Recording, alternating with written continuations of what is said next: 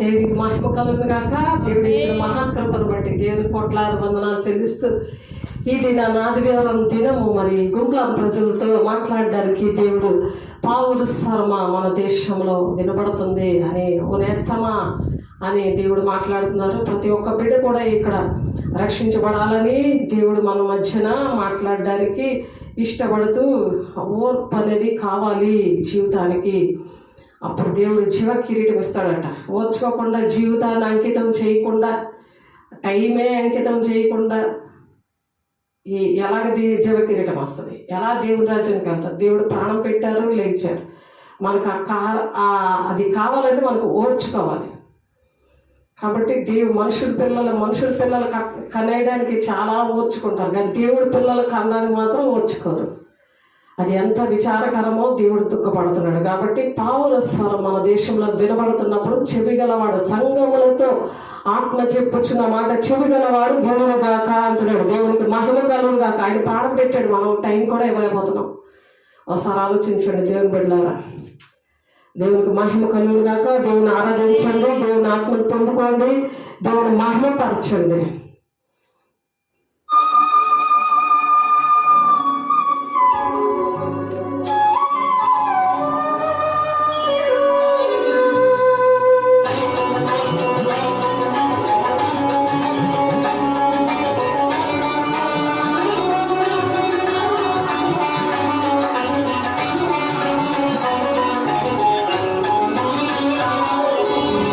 ఆవుల స్వరము మన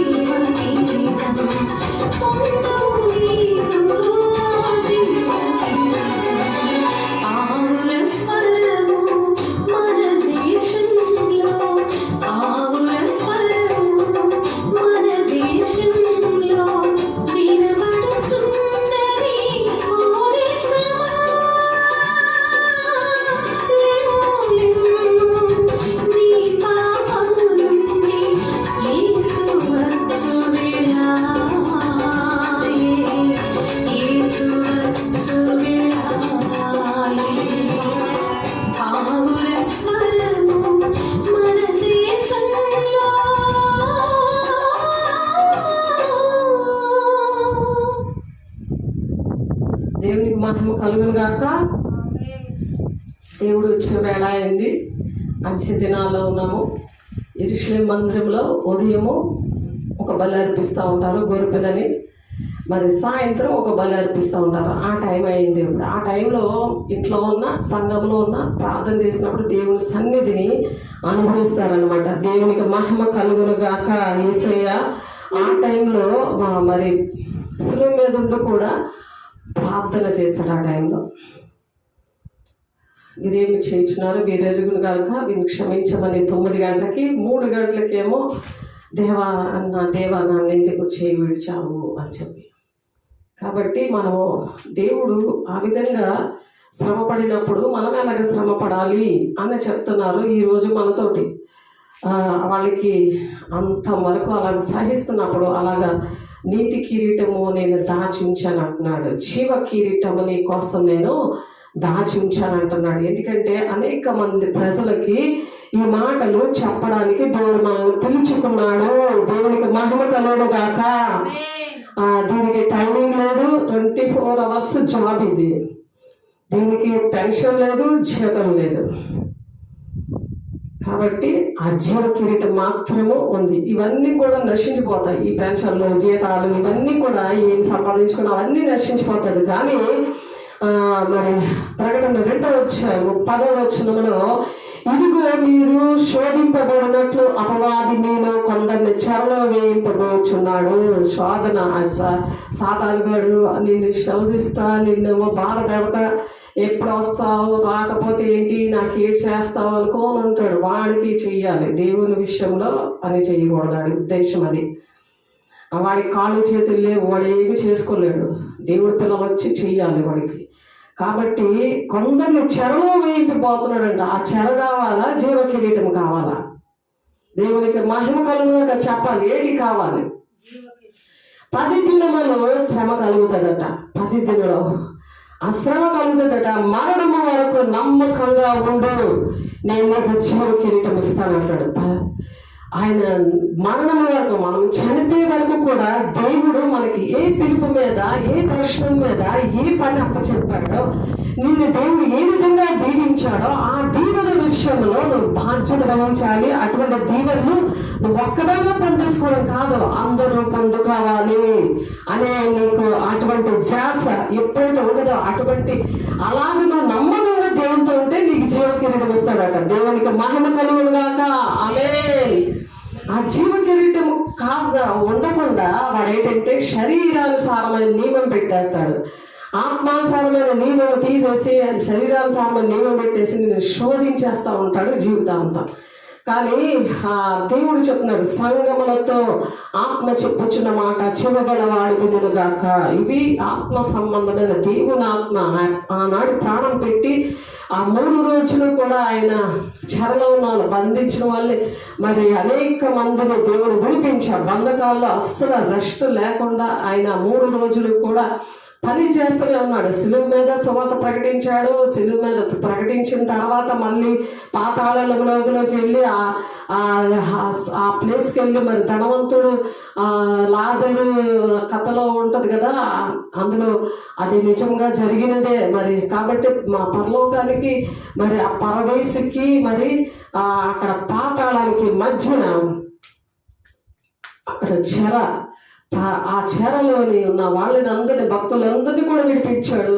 మరి 3వ రోజు ఆయన లేచి మరి అనేక మంది కనిపించాడు. ఆయన ఆరోహణమయ్యాడు. దేవుని ఆత్మను ప్రతి ఒక్కరికి ఇచ్చాడు. కాబట్టి దేవుడు మరి అంతవరకు సహించమని చెప్తున్నాడు.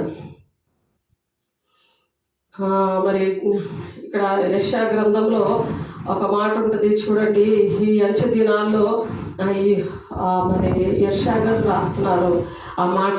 అటువంటి పరిస్థితులు దేవుడు మనకి ఇచ్చాడు. మనకి ఆ దేవుడి పట్ల మనకున్న ప్రణాళిక ఏంటంటే ఆ విషయాలు ఒకసారి చదువుదాం. యెషయా గ్రంథము 2వ అధ్యాయము 1 నుంచి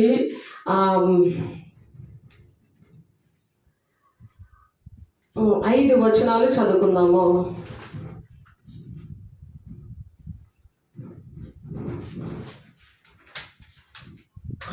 6 వచనాలు చదువుకుందాం. యూదాను గూర్చియు యెరూషలేమును గూర్చియు ఆమోజు కుమారుడైన యెషయాకు దర్శనం వల్ల కలిగిన దేవోక్తి. యెషయా గారు ప్రవచిస్తున్నారు. దర్శనములో ఆయనకి ఆ దేవుని యొక్క దర్శనంలో ఆయనకి దేవోక్తి, దేవుని యొక్క మాటలు ఏమని చెప్తున్నారంటే, యెషయా గారితో ఆ విషయాలు మనకు కూడా చెప్తున్నారు. మా ఆయనతో యెషయా అని పిలిచారు. ఆయన సువార్తికుడిగా దేవుడు 2004లో పిలిచారు. నేను గొడ్డలిగా నేను వాడుకుంటానని యెషయాతో చెప్పారు. యెషయా అని పిలిచాడు. ఆ స్వరము విన్నాడు. ఇదిగో ఈ దర్శనం యెషయా గారికి కలిగింది. మరి ఆయనకైతే గొడ్డలుగా నిన్ను వాడుకుంటాను అని చెప్పారు. దేవుడికి ఒక్కొక్కరి పట్ల ఒక ప్రణాళిక ఉంటుంది. దేవునికి ఆయనకి మధ్యవర్తిగా నన్ను నిలబెట్టుకొని ఆయన ప్రతి చెడు వ్యసనాల నుండి, ప్రతి బంధకాలలోని, విగ్రహారాధనలో, పాపంలో, శాపంలో ఉన్న అతన్ని చూడకుండా నాకు పెళ్లి చేసేసారు. పెళ్లి చేయడం బట్టి ఆయన చేసిన తర్వాత అందరూ విడాకులు ఇచ్చామన్నారు. కానీ అవిశ్వాసుల భర్త భార్యను బట్టి పరిశుద్ధపరచబడును, లేని ఏళ్ళ పిల్లలు అపవిత్రులైపోతారు అనే పాయింట్, పిల్లలు అపవిత్రులు అవ్వకుండా నేను దేవుని దగ్గర నా జీవితాన్ని అంకితం చేశాను. దేవునికి మహిమ కలుగును గాక.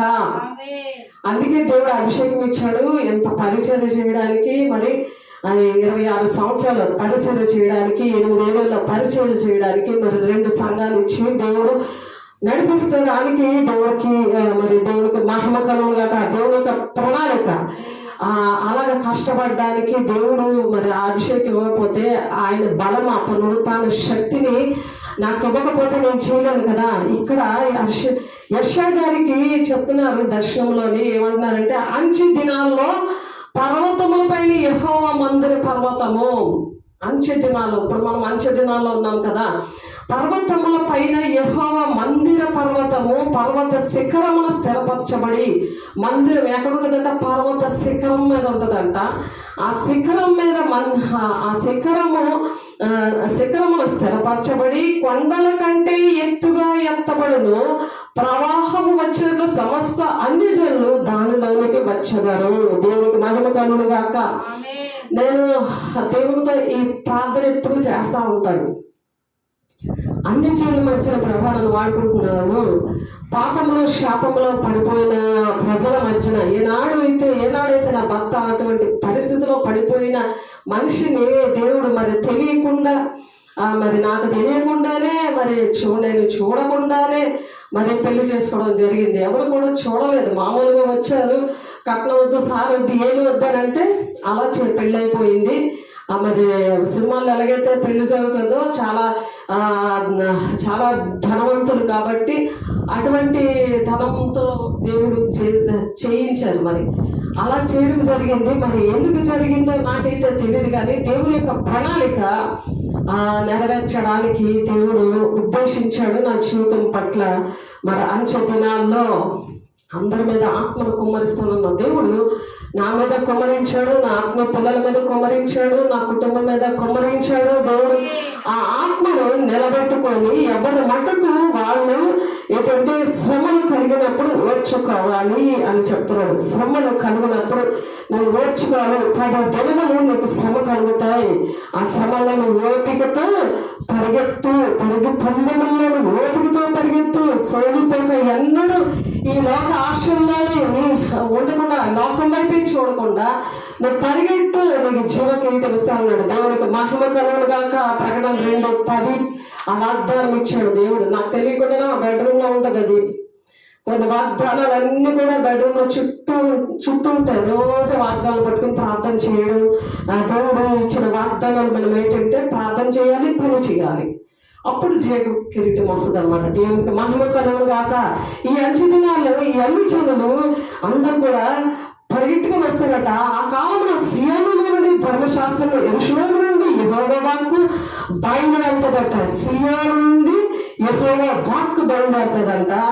యెహోవా వాక్కు బయలుదేరుతుంది. మళ్ళీ జనములు గుంపులుగా వచ్చి యాకోబు దేవుని మందిరములకు, యెహోవా పర్వతములకు మనం వెళ్ళడము రండని ఆయన మార్గముల విషయమే మనకు బోధించను, మనకు బోధిస్తాడు, ఆయన మార్గాల విషయం మాకు బోధిస్తాడని గుంపులుగా జనులు చెప్పుకొని ఆయన త్రోవలో నడుచుదామని చెప్పుకుంటారట. ఆయన త్రోవలో నడవేరండి అని చెప్పుకుంటారట. ఆయన మధ్యవర్తి అన్నజనులకు న్యాయం తీరుస్తారట. అప్పుడు ఆయన దేవుడు ఏం చేస్తారు, అలా చెప్పుకుంటున్నప్పుడు మనం ప్రార్థన చేస్తే జరిగే వాగ్దానాలు, జరిగే పనులు ఇవన్నమాట. దేవుని రాజ్యం విషయంలో మనము బాధ్యత వహించాలి. దేవుని బిడ్డ ఆ పర్వతాల శక్తి ఏం చేస్తుందంటే మనల్ని నడిపిస్తుంది. అలాగా ఆ నడిపిస్తున్న శక్తి ఏంటంటుందంటే మందిరములకి యెహోవా పర్వతములకు మనం వెళుతున్న రండి, ఆయన తన మార్గముల విషయమే మనకు బోధించును. ఆయన మార్గాలు ఏంటో బోధించేది ఎవరు? యెహోవా దేవుడు నడిపిస్తాడు, మనకి బోధించిన మనం ఆయన త్రోవలో నడుచుదాము రండి అని చెప్పుకుంటున్నారట. ఆయన మధ్యవర్తి అన్యజనులకు న్యాయము తీర్చును, అనేక జనములకు తీర్పు తీర్చును. వారు తమ ఖడ్గములను నాగటి నక్కులుగాను తమ ఈకలను మచ్చి కత్తులుగాను సాగగొట్టుదురు. జనముల మీదికి జనము ఖడ్గం ఎత్తక అయ్యుండను, ఇంకా యుద్ధాలు ఉండవు. ఇలాగ నాగటి కత్తులు ఎత్తుకొని ఖడ్గం ఎత్తుకొని యుద్ధము నేర్చుకుంటే ఇక మానేస్తారు. ఎందుకంటే దేశం పాడైపోతుంది. అందుకే పౌర స్వరం ద్వేషం అంతా వినబడుతుంది. ఇప్పుడు అంచెదినాలు అందరి మీద ఆత్మను కుమ్మరిస్తున్నాడు. పావురం తిరుగుతా ఉంది. పరిశుద్ధాత్మ దేవుడు ఎవరు ఏం చేస్తున్నారు, ఎలా ఉంటున్నారు, ఎవరు ఇచ్చిన వాగ్దానాలు నెరవేర్చబడడానికి వాళ్ళు ప్రార్థన చేస్తున్నారా, ఆ వాగ్దానాలు పట్టుకొని నడుస్తున్నారా, ఆ పనిలో ఉన్నారా లేదా, యేసయ్య శరీరంలో అవయవాలుగా పనిచేస్తున్నారా లేదా, లేకపోతే టైం పాస్ చేసుకుంటున్నారా? దేవుని నమ్ముకున్నాము, దేవుని దగ్గర నుంచి చాలా మనం లాభాలు పొందుకున్నాము, చాలా ఆశీర్వాదాలు పొందుకున్నాము అని చెప్పి అహంకారంతో ఉండి మేము పరిశుద్ధులము అనుకొని దేవుని పని చేయకుండా ఆ పరిశుద్ధతను, పరిశుద్ధాత్మని వాడకుండా, ఆ వరాలు వాడకుండా మరి భూమిలో కప్పంటే నువ్వు అగ్నిగుండంలో నేను పడేస్తానని చెప్తున్నాడు కదా, చెడ్డ దాసుడా అని చెప్పి ఆ పరిస్థితిలో ఉండకుండా దేవుడు రోజు మరొకసారి హెచ్చరిక చేస్తున్నాడు. దేవుని బిడ్డలారా ఒకసారి ఆలోచించండి. దేవునికి మహిమ కలుగును గాక. ఎప్పుడైతే మనం ఆ హెచ్చరిక లోపడమో మరి దేవుడు కొత్త ఆకాశము, కొత్త భూమి అనేది దేవుడు ఏర్పాటు చేశాడు మన కోసము. ఆది కాండంలో మరి ఆది కాండంలో ఆయన సృష్టి ఆరంభంలో ఆయన తయారు చేశాడు, అక్కడ కుదరలేదు. మరి అలాగా దేవుడు నోవాహు దినాల్లో ఆయన చేశాడు, అదే అవ్వలేదు. మూడవదిగా ఇప్పుడు ఆకాశము దేవుడు ఈ ప్రకటన గ్రంథంలో 21వ అధ్యాయంలో ఈ కొత్త ఆకాశం, కొత్త భూమిని దేవుడు తయారు చేశాడు. ఆయన అక్కడికి మనల్ని పిలుస్తా ఉన్నాడు. అక్కడికి మరి దేవుడు ఏర్పాటు చేశాడు మన కోసము. ఈ పాపంతో, శాపంతో ఉన్న జీవితాలన్నీ లైవ్ కావడానికి దేవుడు మన మధ్య ఉన్నారు. అవన్నీ కూడా బంధకాలను నడిపించడానికి దేవుడు మన మధ్య ఉన్నాడు. దేవుని బిడ్డలారా, అంతటి నేను కొత్త ఆకాశంలో కొత్త భూమిని చూచుకుని మొదటి ఆకాశం మొదటి భూమి గతించిపోయాను, సముద్రమును ఇక లేదు. సముద్రం అంటే ఏంటంటే లోకము, అందులో నీతి నివసిస్తుంది అన్నమాట. కొత్త ఆకాశం, కొత్త భూమిలో నీతి నివసిస్తుంది కాబట్టి అక్కడ సముద్రం లేదు, ఇక్కడ సముద్రం ఉంది కదా. ఈ సముద్రం అంటే లోకానికి సూచన, లోకానుసారమైన జీవితాలు. దేవుడు నమ్ముకుంటారని పేరు మాత్రమే ఉంది కానీ నువ్వు మృతులనే అని చెప్తున్నాడు కదా. అలాగా చనిపోయిన వాళ్ళలాగా ప్రవర్తిస్తుంటారు. దేవుడు వాడుకొని, సేవకులు వాడుకొని, సంఘాన్ని యూజ్ చేసుకొని అలాగా వదిలేస్తూ ఉంటారు అనమాట. హాయ్ బాయ్ అనుకొని ఉంటారు. కానీ వాళ్ళ విషయంలో ఆ సముద్రం లాంటి మనుషుల కోసం దేవుడు మాట్లాడుతున్నారు. ఒకసారి చూడండి, 57వ అధ్యాయము 20-21 వచనాల్లో ఒక మాట ఉంటుంది చూడండి. ఆ భక్తిహీనము ఎలా ఉంటారో ఈ సముద్రము దేనికి సూచిస్తాడు చూడండి. ఒకసారి మీకు కోసం చదువుతున్నాను, మీరు రాసుకోండి. మరి ఇంటిలోని మీరు ఎక్కడ ఉన్నా సరే రాసుకొని మీకు ఎందుకు అలాగవుతుందో, మీకు నెమ్మది లేకుండా, శాంతి లేకుండా, సమాధానం లేకుండా, కుటుంబం సర్వనాశనం అయిపోయి ఎవరికెవరికి పడకుండా, ఎంత డబ్బులైనా చిల్లి సంచులో పోయి ఎందుకు అలాగైపోయి ప్రార్థనకు చెవిటివ్వకుండా, ప్రార్థన చేయడానికి వీలు కలగకుండా ఎందుకు ఉంటుంది అంటే భక్తిహీనులు కదులుచున్న సముద్రము వంటి వారు. భక్తిహీనత బట్టి నీకు వచ్చిన పరిస్థితులు ఏంటంటే అది నిమ్మలింపలేరదు. దాని జలములు బురదను మైలను పైకి వేయను. అది పాపాన్ని అంతటిని కూడా అది ఇలాగ చెత్తనంతటిని బయటికి వేస్తుంటది కదా. అలాగా దేవుడు ఎన్ని పనులు చేసినా నిన్ను ఎంత పరిశుద్ధపరచినా నువ్వు ఎప్పుడు కూడా చెత్త మనిషిలాగే ప్రవర్తిస్తూ ఉంటావు అనమాట. ఆ చెత్త మాటలు నీ నోట్లోంచి వస్తుంటాయి. దేవుని సమర్పించుకునే మాటలు, ఒక త్యాగం చేసే మాటలు అలాంటి నోట్లోంచి రావు. కాబట్టి దేవుని విషయంలో అంతవరకు సహించుకుందాం, ఓర్చుకుందాం మాటలు రావు. దేవుని కోసం మరి బ్రతకాలి, నా జీవితం అంకితమిస్తున్నాను అనే సమర్పణ విషయాలు రావు వాళ్ళకి. దేనికి సమర్పించుకోరు, దేనికి ఓర్చుకోలేని పరిస్థితులు. అందుకని వాళ్ళకి ఏం జరుగుతుందంట, నెమ్మది ఉండదు, వాళ్ళకి ప్రశాంతత ఉండదు. దుష్టులకు నెమ్మది ఉండదని నా దేవుడు సెలవిచ్చుచున్నాడు. దుష్ట మనుషుల్లాగా మనం ఉండకూడదు. సముద్రము అక్కడ లేదనమాట. అటువంటి పరిస్థితులు ఉండవు. ఎందుకంటే వాళ్ళు అక్కడ నీతి నివసిస్తుంది. ఈ కొత్త ఆకాశం కొత్త భూమిలో ఎప్పుడైతే ఇక్కడ ఓర్చుకుంటామో మనం ఆ కొత్త ఆకాశం కొత్త భూమికి వెళ్తామో ఈ సముద్రము అక్కడ ఉండదు. దానికి కారణం అది. అందులో మృగము ప్రకటన 13వ అధ్యాయంలో అంత్యక్రీస్తు సముద్రంలో నుండి ఒక మృగము బయటకు వచ్చిందని ఉంటుంది అక్కడ. ఈ మనుష్యాత్మతో ఉన్న వాళ్ళందరూ కూడా ఆ మృగానికి నమస్కారం చేయడానికి ఇప్పటికే ఆ విధంగా ఉన్నారు. ఆ మృగం లాంటి మనుషులు ఒక వ్యాపారంగా దేవుణ్ణి వాడుకుంటుంటే అక్కడే ఇష్టం అవుతుంది. కల్పనా కథలు ఇలాంటివే నచ్చుతున్నాయి, కానీ దేవుడి సమర్పణ జీవితం అనేది అర్థం అవ్వట్లేదు. వాక్యానుసారంగా నడుద్దామనే విషయాలు వాళ్ళకి అర్థం అవ్వట్లేదు. దేవుడు మహిమను ప్రచురం చేయాలి, దేవుడు పని చేయాలి, దేవుడు మన కోసం ప్రాణం పెడితే నువ్వు ఏ స్థితిలో దేవుడు నిన్ను ఆశీర్వదించాడో అలాంటి బిడ్డల విషయంలో నీకు బాధ్యత ఇచ్చాడు. నీకు ఏ అనారోగ్యం ఉందో ఆ అనారోగ్యం దేవుడు విడిపించాడు అనుకో, ఏ చెడు వ్యసనంతో నేను విడిపించాడు అనుకో, అలాంటి వాళ్ళని బాగు చేయడానికి నువ్వు పరిగెట్టాలి. దేవుని ఆత్మ పొందుకుంటే నువ్వు పరిగెడతావు. దెయ్యమాత్మ ఉంటే నువ్వు కూడా మళ్ళీ ఆ చెడు వ్యసనాలు మళ్ళీ పెట్టుకుంటావు. మళ్ళీ పాపంలో శాపంలో బురద అనే పందులు ఎలా ఉంటుంది, కుక్క బురదలో ఎలా ఉంటుంది, అది ఎలాగా కక్కిందే తింటుంది. అలాగే చెడి మళ్ళీ మా పాత జీవితమే, నూతనమైన జీవితం ఉండదు. కాబట్టి ఈ నూతన ఆకాశము నూతన భూమిలో వాళ్ళు ఉండరు. కాబట్టి సముద్రము ఉండదు అని అక్కడ చెప్తున్నారు. మరియు నేను నూతనమైన యెరూషలేమును ఆ పరిశుద్ధ పట్టణము తన భర్త కొరకు అలంకరింపబడిన పెండ్లి కుమార్తె వలె సిద్ధపడి పరలోకమందున్న దేవుని యొద్ద నుండి దిగి వచ్చి చూచి తిని పరలోకం నుండి దిగి వస్తుంది. రహస్య రాకుడలే అత్తబడిన సంఘము పరలోకము నుండి దిగి వస్తా ఉందన్నమాట. ఇది యోహాను గారు దర్శనంలో చూస్తున్నారు. యోహాను గారు బాధ్యత వహించారు కదా, తల్లి బాధ్యత. మరి అక్కడ ఎంత ప్రమాదకరమైన పరిస్థితి ఉంటే శిష్యులందరూ వెళ్ళిపోయి దాక్కుని ఉన్నారు కదా, దాక్కుండిపోయి యేసుని సిలువ వేస్తుంటుంటే అందరూ చెదిరిపోయారు. అలాగే విశ్వాసులు కూడా ఇప్పుడు సంఘములో చెదిరిపోయారు అనమాట. చెదిరిపోయారు, బాధ్యత లేకుండా ఉన్నారు. వింటున్నారు కానీ రెస్పాండ్ అవ్వరు. ఏది సాక్ష్యాలు ఏవి చెప్పరు. ఫోన్లు చేసి సాక్ష్యం చెప్పడం కానీ, సంఘానికి సహకరిద్దామని కానీ, సేవకు మరి సంఘం ఎలా ఉంది, మీరు ఎలా ఉన్నారని మాట్లాడడం కానీ అందుకే ఉండట్లేదు. ఎందుకంటే ఆనాడు శిష్యులు ఎలా చెదిరిపోయారు, అలాగ చెదిరిపోతున్న పరిస్థితుల్లో యోహాను గారికి బాధ్యతలు అప్పచెప్పారు. తల్లి విషయంలో, ఆత్మీయ తల్లి, శారీరక తల్లి, తను ఎన్ని నిందలు భరించిందో, ఎంత మరి అక్కడ సీమోను అక్కడ ఒక ముసలాయన, ఆయన చూస్తేనే కానీ నేను చనిపోను అని ఉంటాడు. అప్పుడు అక్కడ యెరూషలేము మందిరాన్ని తీసుకొచ్చినప్పుడు ఆయన ప్రవచిస్తాడు, నీ గర్భంలో నుంచి ఒక కత్తి దూచుకొని వెళ్ళిపోతుందని ఒక ప్రవచిస్తాడు. అదే శిలువ మరణం విషయంలో తల్లిగా తను ఎంతో వేదన చెందుతూ ఉంటుంది.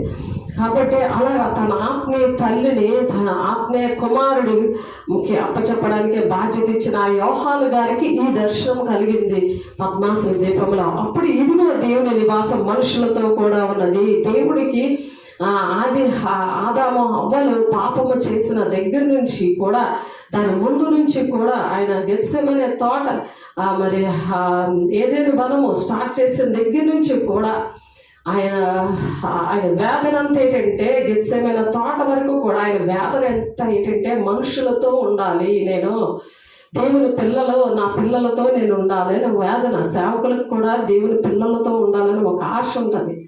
అది మీకు అర్థం కాదు. ఎందుకంటే దేవుని ఆత్మ పొందుకున్నప్పుడు వాక్యము కరెక్ట్గా మీకు దేవుడు అర్థమయ్యేలా చేస్తాడు. దేవుడు అర్థం అవుతాడు మీకు. దేవునికి మధ్యవర్తులుగా సేవకులు పెట్టినప్పుడు వాళ్ళ మాట వినండి అని చెప్పి హెబ్రీ పత్రిక 1వ అధ్యాయంలో 7వ వచనం ఉంటుంది. వాళ్ళ దుఃఖముతో సేవ చేస్తే మీకు అది మంచిది కాదు అని ఉంటుంది. వాళ్ళ మాట వినండి అని చెప్పి నా ఆత్మ పిల్లలకు కూడా చెప్పారు. వాళ్ళకి దర్శనం ఉందని ఇష్టం వచ్చినట్టు ఏది కావాలంటే అదే ప్రార్థన చేసేవారు. దర్శనం వచ్చేస్తే అట్లా వాళ్ళు అదేదో వరం అనుకోవట్లేదు. వాళ్ళ బిజినెస్ లాగా వాళ్ళ కుటుంబం కోసం వాడుకుంటున్నారు, దేవుడి పనికి వాడట్లేదు. అప్పుడు దెయ్యం గాడు మొదలెట్టేశాడు. ఆ దెయ్యం దర్శనాలు, దెయ్యం ప్రవచనాలు వాళ్ళకి వచ్చేసాయి. దానివల్ల మరి కొంతమంది కుటుంబాలు పాడైపోవడానికి కారణమైపోయారు. చూసారా వరాలు సాతాను గాడు ఎలా వాడతాడో. ఇంగ్లాపల్లిలో కూడా అలాగైంది, జమ్మగుడిలో కూడా అలాగైంది. ఎందుకంటే సాతానుడికి వరాలు వాడతాడు. దేవుని బిడ్డలు వాడతారు, వాళ్ళు పరిశుద్ధాత్మ పొందుకుంటారు, వీళ్ళు పరిశుద్ధాత్మ పొందుకుంటారు, పరిశుద్ధాత్మ పొందుకొని ప్రవచిస్తారు, దర్శనాలు చూస్తారు. కానీ క్రియలు అనేవి చేయకపోతే, దినదినము నూతన పరచబడకపోతే ఆ బాహ్య పురుషుడు అది క్రియల ద్వారా మనకు తెలుస్తుంది. వాక్యం ఒంట్లో ఉన్నప్పుడు ఆ వాక్యం మనుషుని నడిపిస్తుంది.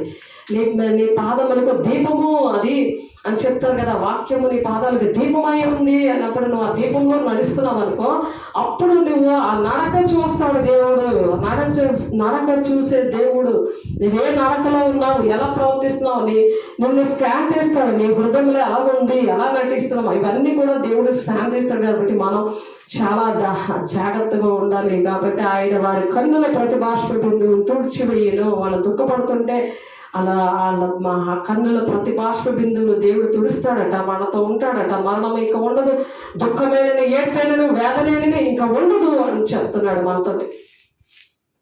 అంతవరకు నువ్వు ఓర్చుకో, సహించుకో, నీకు జీవ కిరీటం ఇస్తానని చెప్తున్నాడు. దేవుని బిడ్డ ఎక్కడున్నావో, నువ్వు ఎలా ఓర్చుకుంటున్నావో, దేవుని పరిచర్య విషయంలో ఎలా ప్రార్థన చేస్తున్నావో, ఎలా సహకరిస్తున్నావో, అది మనం ప్రతి ఒక్కరూ కూడా జ్ఞాపకం చేసుకునే దినము ఈ దినము.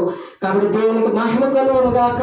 ఈ సంఘ కాలంలో మనం ఉంటూ దేవుని రాజ్యాన్ని కట్టడానికి దేవుడు మన మధ్యన ఉన్నారు. ఆయన వారు కన్నుల ప్రతి బాష్ప బిందువులు తుడిచివేయను. మరణము ఇక ఉండదు, దుఃఖమైనను, ఏడ్పైనను, వేదనైనను ఇక ఉండదు. మొదటి సంగతులు గతించిపోయేనని సింహాసనములో నుండి వచ్చిన గొప్ప స్వరము నేను విన్నాను అని చెప్తున్నాడు యోహాను గారు. కాబట్టి ప్రతిదీ కూడా దేవుడు అక్కడ నూతన పరుస్తాడనమాట. ప్రతిదీ కూడా ఆయన అక్కడ నూతన పరచడానికి ఆయన ఇష్టపడుతున్నాడు. దేవుని బిడ్డ ప్రతి ఒక్కటి కూడా అక్కడ 4వ వచనంలో ప్రతిదీ నేను నూతన పరుస్తాను అంటున్నాడు. చూడండి, సింహాసనాసుడైన వాడు ఇదిగో నేను సమస్తమును నూతనమైనగా చేయించున్నానని చెప్పాను. మరి ఈ మాటలు నమ్మకమును నిజమనై ఉన్నావు గనక వ్రాయమని ఆయనతో చెప్పాను. ప్రతిదీ కూడా దేవుడు నూతన పరచడానికి మన మధ్యన ఉన్నారు. మనకి నూతనమైన మనస్సు, నూతనమైన ఆత్మ, నూతనమైన జీవితాలను మనకి ఇవ్వడానికి దేవుడు మన మధ్యన ఉన్నారు. దేవుడు బిడ్డ, దేవుడు ఆ విధంగా మనకి చెయ్యును గాక. ప్రతిదీ నూతనంగా చేయడానికి దేవుడు మనకి నూతనమైన ఆలోచనలు, నూతనమైన ఉద్దేశాలు, మనకి నూతనమైన అలవాట్లు, ఆయనతో నడిచే అలవాట్లు, ఆ వాక్య ప్రకారం నడవడానికి, దేవుడితో గడపడానికి అటువంటి అవకాశాలు దేవుడు ఇవ్వడానికి సిద్ధపడుతున్నాడు. దేవుడు బిడ్డ అలాగా మనం ఉండకపోతే ఈ శోధనలోని దేవుడు సువర్ణంగా మారుస్తాడని 1 పేతురు 6వ అధ్యాయం 7వ వచనంలో అగ్ని బంగారాన్ని శుద్ధి చేస్తుంది. అగ్ని ఏం చేస్తుంది? పరిశుద్ధాత్మ దేవుడు బంగారంగా మనల్ని దేవుడు ఆ ప్రాణం పెట్టి కొనిన దేవుడు మనల్ని శుద్ధి చేస్తాడు ఈ శ్రమల ద్వారా. ఏదైనా శోధన వచ్చినా సరే. కాబట్టి శోధన జయించేవాడు ధన్యుడు. ప్రభు ప్రత్యక్షమగినప్పుడు స్తుతి మహిమ మరి గౌరవం అన్నీ కూడా దేవుడు మనకి ఇస్తాడనమాట. ఆయన ఎప్పుడైతే ప్రత్యక్షం అవుతాడో ఈ జీవ కిరీటముతో పాటు మనకి ఏంటంటే స్తుతి మహిమ గౌరవం అన్నీ కూడా ఇస్తాడని 1 పేతురు 6వ అధ్యాయం 1వ అధ్యాయం 6-7 వచనాలు ఉంటుంది. కాబట్టి మరి అన్ని ఆ నూతన ఆకాశం, నీతి నివసించే ఆ ఆకాశము, కొత్త ఆకాశము, కొత్త భూమిలో మనం నివసించడానికి దేవుడు ఇష్టపడుతున్నారు. దేవుడు బిడ్డలారా 2 పేతురు 3వ అధ్యాయం 11వ వచనంలో మరి ఎందుకంటే మనం అలాగ సిద్ధపడాలి. కాబట్టి జీవితము ఎలాగుంటుందంటే చూడండి, దేవుని రాకడ ఏ విధంగా ఉంటుంది. మనం అలా సిద్ధపడకపోతే, అలా నూతన పరచకపోతే, మనం ఏదో చెప్తున్నారులే, మాకెందుకులే, మేమెందుకులే, అలా వీడియోస్ ఊరుకుందాంలే, అలాగే ఎక్కడ అవుతుందిలే అని అనుకుంటే ఆ బాధ్యత ఏంటంటే చెప్పడం. మీ బాధ్యత చేయడము. చేయకపోతే ఎలా ఉంటుందో అదొకసారి వాక్యం చూడండి. 2 పేతురు 3వ అధ్యాయము 11వ వచనం. ఇవన్నీ ఇట్లా లయమైపోవును గాక అని ఆకాశంలో రగులు కొని లయమైపోవునంటియు పంచభూతముల మహావేగంతో కరిగిపోవునంటియు దేవుని దినము రాకడ కొరకు కనిపెట్టుచు దానిని ఆశతో అపేక్షించుచు మీరు పరిశుద్ధమైన ప్రవర్తనతోనూ భక్తితోనూ ఎంతో జాగ్రత్త గలవారై ఉండాలి అని చెప్తున్నాడు పేతురు గారు. ఆయన పరలోక రాజ్యంలో ఉన్నాడు. ఆయన పరదేశంలో ఉన్నారు అందరూ కూడా, దేవుని పిల్లలందరూ కూడా. దొంగలు కూడా నేడు నీవు నాతో కూడా పరదేశంలో ఉందో అని చెప్పారు. కాబట్టి మనం ఏంటంటే పరిశుద్ధమైన ప్రవర్తన ఉండాలి, భక్తితో ఉండాలి, అంతవరకు సహించుకోవాలి. అలాగే సహించుకొని అలాగా ఎంతో జాగ్రత్త గలవారే ఉండవాళ్ళను.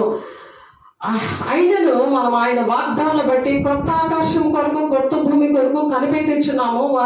వాటి యందు నీతి నివసించును. ప్రియులారా, వీటి కొరకు మీరు కనిపెట్టువారు గనుక శాంతం గలవారై ఆయన దృష్టికి నిష్కలంకులుగాను నిందారహితులుగాను కనబడినట్లు జాగ్రత్తగా ఉండండి అంటున్నాడు. మనకి జాగ్రత్త చెప్తున్నారు. ఎందుకంటే ఆ జీవ కిరీటము మనకు దేవుడు ఇవ్వాలని దేవుడు పావుల స్వరము దేశమంతా సంచారం చేస్తుంది, ఓర్చుకోండి అని చెప్పి జాగ్రత్తగా ఉండండి. ఎందుకంటే ఆయన ప్రాణం పెట్టారు కదా మన కోసము. ఆయన ఎవరైనా ప్రాణం పెట్టారా ఈ భూలోకంలో, మళ్ళా తిరిగి లేచి తండ్రి కుడిపార్శ్వ నుండి మన కోసం పరిశుద్ధుల కోసం విజ్ఞాపన చేస్తున్నాడు. మనకు ఎవరు లేరు అనుకుంటారు, ఎవరు మన మాట వినట్లేదు అని బాధపడుతున్నావా? దేవుని బిడ్డ, నీతో దేవుడు ఉన్నాడు, నీతో దేవుడు మాట్లాడుతున్నాడు, దేవుడు నీలో ఉన్నాడు.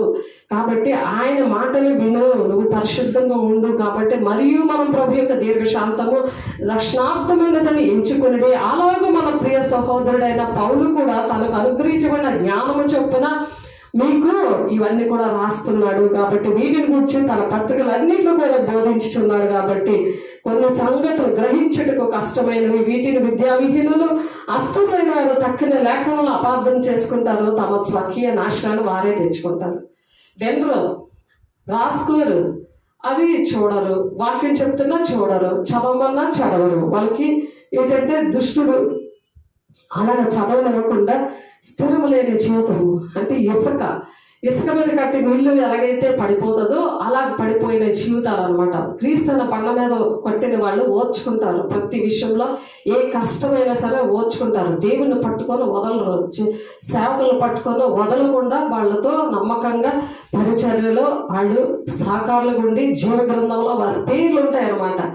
ఎవరి పేర్లైతే జీవ గ్రంథంలో ఉండవో వాళ్ళు దేవుని రాజ్యానికి వెళ్ళరు అని ఉంది.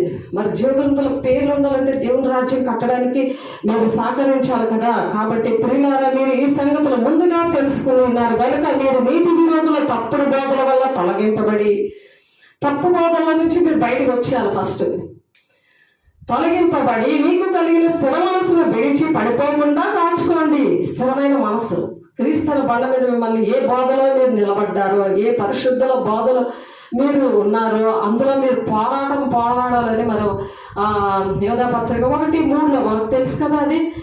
కాబట్టి అలా పోరాడాలని ప్రియులారా, మీరు ఈ సంగతులు ముందుగా తెలుసుకున్నారు. కాబట్టి మీరు నీతి విరోధుల తప్పు బోధ వలన నీతి విరోధుడైన సాతానుడు ఇప్పటికే పని చేస్తున్నాడు.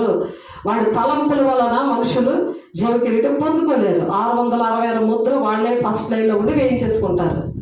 కాబట్టి మీరు అది వేయించుకోకుండా ఉండడానికి, మరి అవి వేయించుకుంటేనే క్రయ విక్రయాలు జరుగుతాయి. ఆధార్ కార్డు ఇప్పుడు ఎలాగో అలాగే అది పని చేస్తూ ఉంటుంది. మరి విడవబడిన సంఘంలో ఉంటే కంపల్సరీగా వాడి చేతిలో చనిపోవాలి. నేను వేయించుకోనంటే వాడు చంపుతాడు, నువ్వు దాక్కొని పరిగెడుతూ నువ్వు తిరుగుతూ ఉండాలి. కాబట్టి అలా కాకుండా నువ్వు సిద్ధపడి ఉన్నావు అనుకో, చక్కగా పెరుగు వద్ద సంఘం నుండి నేను దేవుడు తీసుకెళ్ళడానికి ఇష్టపడుతున్నాడు. దేవునికి మహిమ కలుగును గాక. మన ప్రభువును రక్షణైన యేసుక్రీస్తు అనుగ్రహించు కృపయందును జ్ఞానమందును అభివృద్ధి పొందిడి. ఆయనకి ఇప్పుడు యుగాంత దినము వరకు మహిమ కలుగును గాక. ఆయన కృపకాలములో ఈ సంఘ కాలంలో దేవుడు మనతో మాట్లాడుతున్నది, మీరు ఓర్చుకోండి, మీరు అభివృద్ధి పొందండి, జ్ఞానమందు అని చెప్తున్నారు. కృపయందు జ్ఞానమందు మీరు అభివృద్ధి పొందండి అని చెప్తున్నారు. కాబట్టి మనం కృపయందు మనం అభివృద్ధి పొందాలి. దేవునికి ఇష్టంగా ఉండడానికి ఆయనతో మనం ప్రతి విషయంలో కూడా దేవునికి కృతజ్ఞతాస్తుతులు చెల్లించాలి. దేవునితో ఉన్నాము, దేవుడు నాకు ఉన్నాడనే ఒక ధైర్యంతో ఉండాలి. కాబట్టి ప్రకటన గ్రంథం చూడండి ఒకసారి. ప్రకటన గ్రంథంలోని 17వ అధ్యాయము, ప్రకటన గ్రంథం 17వ అధ్యాయము 15వ వచనము, ప్రకటన 17వ అధ్యాయం 15వ వచనములో, మరియు ఆ దూత నాతో ఇలాగా చెప్పాను, ఆ వేశ్య కూర్చున్న చోట నీవు చూచిన జలములు ప్రజలను, జన సమూహములను, ఆయా భాషల మాట్లాడేవారును సూచిస్తుంది. కాబట్టి అక్కడ దేవుడు ఆ దూత నాతో ఇలా చెప్తున్నా అంటున్నాడు. అంటే వేశ్య కూర్చున్న చోట నువ్వు చూసిన జలములు ప్రజలను అక్కడున్నారు. అలాంటి ప్రజల దగ్గర నుండి ఇప్పుడే రమ్మని ఇందాక దేవుడు ఆ తప్పుడు బోధన నుండి రమ్మని చెప్తున్నారు. వేషధారంగా ఉంటారు. దేవుడు ఏంటంటే భూలోకానికి వచ్చి ఏటేటి చేయమని చెప్పారు, ఏ విధంగా పరిచర్య చేయమన్నారు, ఆయన ప్రతి ఒక్కరికి నేర్పించి వెళ్ళారు. ఎఫ్ఎస్సీ 4:13-12లోని ఆయన ఏం చెప్పారు, క్రీస్తు కలిగిన సంపూర్ణత కలవారం వరకు మీరు అన్ని విషయాల్లో ఎదగండి అని చెప్తున్నారు. కాబట్టి నీవు అపవాది కొమ్ములు గల ఆ మృగమును చూచితివే, వారు ఆ వేశ్యను ద్వేషించి వారిని దిక్కులేని వారుగాను దిగంబరులుగాను చేసి దాని మాంసం భక్షించి అగ్ని చేత దాన్ని బొత్తిగా కాల్చివేతరు.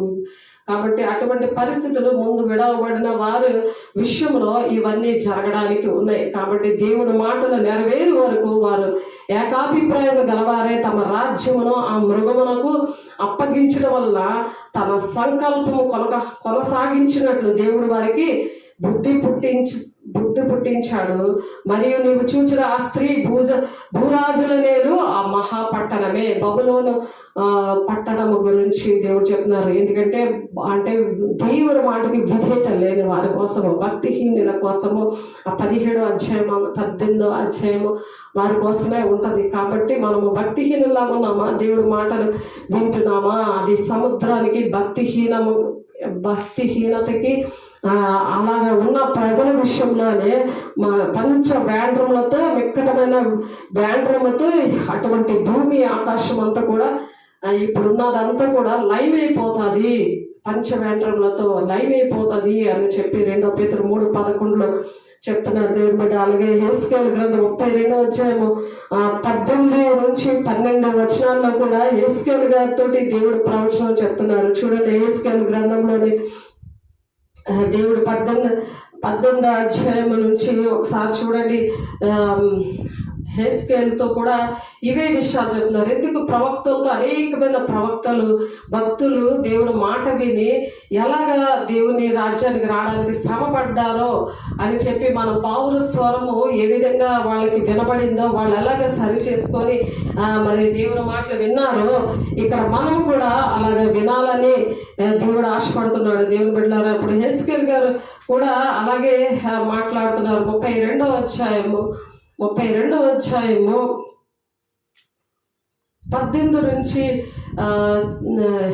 నుండి చదువుతాను చూడండి.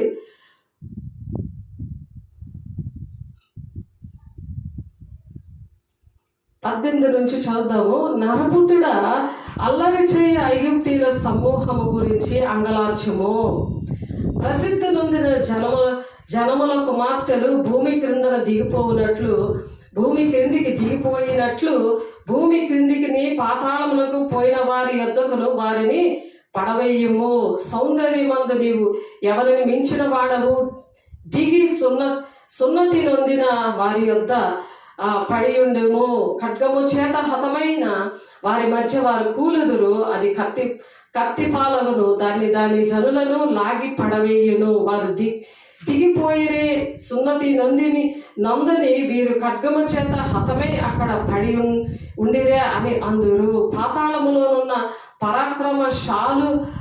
పరాక్రమశాలులలో బలార్జులు దాని గూర్చి దాని దాని సహాయులను గూర్చి అందరూ. ఇది సాతానుడు బిడ్డలుగా ఇలాగా అయిపోయిన పరిస్థితుల్లోని ఎలా ఉంటుందో ఇవన్నీ యేసుకేలు ప్రవక్త ద్వారా దేవుడు ముందుగానే రాసి పెట్టారనమాట. అటువంటి పరిస్థితులు ఎవరికి కూడా రాకుండా మరి జాగ్రత్త పడాలి. అదే సముద్రము కింద ఎటుందంటే పాతాళం ఉందన్నమాట.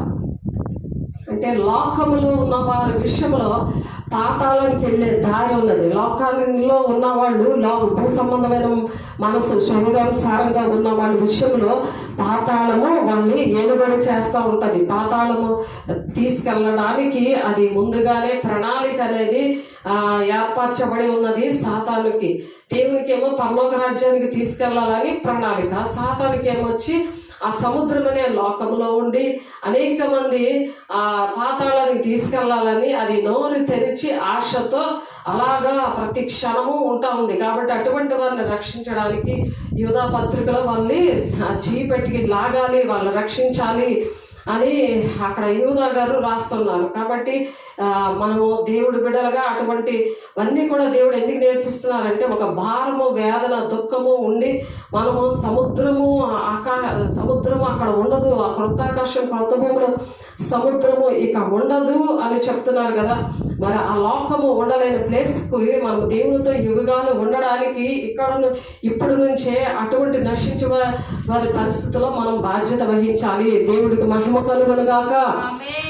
నేను సృజింపబో క్రొత్త ఆకాశము క్రొత్త భూమి లయము కాక నీ సన్నిధిని నిలిచినట్లు నీ సంతతియు నీ నామమును నిలిచి ఉండును. ఇదే యెహోవా వాక్కు. ఎప్పుడైతే మనం అలాగ చేస్తామో 66వ అధ్యాయం 22వ వచనం 23వ వచనంలోనే అలా ప్రార్థన చేసినప్పుడు నేను సృజింపబోవు క్రొత్త ఆకాశము క్రొత్త భూమి లయము కాక నా సన్నిధిని నిలిచినట్టు నీ సంతానం నీ సంతతియు నీ నామమును నిలిచి ఉండును. నీ సంతతి, నీ కుటుంబం అంతా, నీ వంశం అంతా కూడా ఉంటుంది కొత్త ఆకాశంలో అని చెప్తున్నారు. నువ్వు కష్టపడతావా?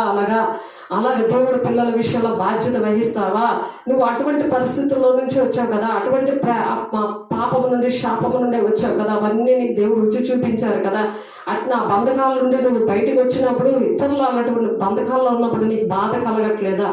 బాధ ఎప్పుడు వస్తుందంటే నువ్వు అభిషేకం బాగా దేవుని సన్నిధిలో వాక్యం వింటూ దేవుని సేవకులతో ఉంటూ దేవుని యొక్క ఆత్మను పొందుకున్నప్పుడు నీకు ఆ బాధ, వేదన, దుఃఖము కలుగుతుంది. కాబట్టి ప్రతి అమావాస్య దినములను ప్రతి విశ్రాంతి దినములను నా సన్నిధిని మొక్కుటికే సమస్త శరీరం వచ్చేదరు అని యెహోవా సెలవిచ్చుచున్నాడు.